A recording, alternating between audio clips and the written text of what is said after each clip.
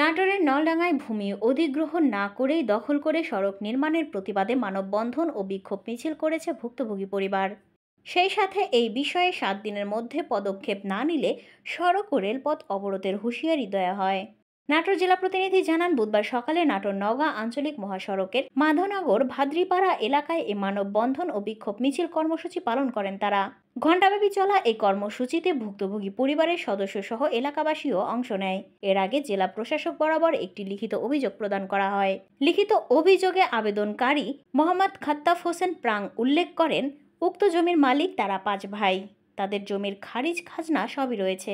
জমির মোট পরিমাণ 49%। 1982 সালের 2 অধ্যায়ের 6 ধারার বিধান মোতাবেক উক্ত সম্পত্তি অধিগ্রহণ না করে 10% সম্পত্তি পুকুর নাটোর নওগাঁ আঞ্চলিক মহাসড়ক জোরপূর্বক দখল করে। বর্তমানে আবারও উক্ত মহাসড়কটি পশ্চিম পাশে 36 ফুট উত্তর দক্ষিণ বরাবর প্রায় 200 ফুট জায়গা জুড়ে মাটি ভরাট শুরু করেছে।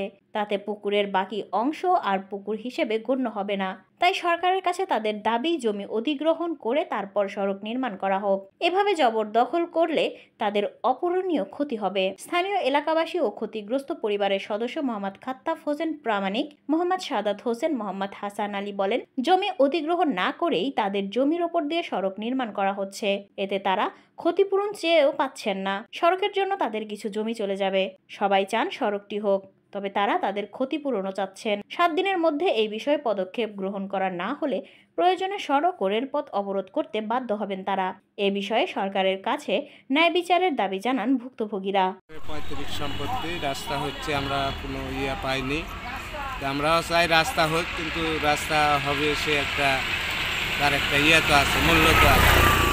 সরকারি মতামত যেটা মূল্য হয় দিয়ে রাস্তা করতে 7 দিনের মধ্যে ব্যবস্থা না হলে আমরা রেলপথ রাস্তা বন্ধ করি।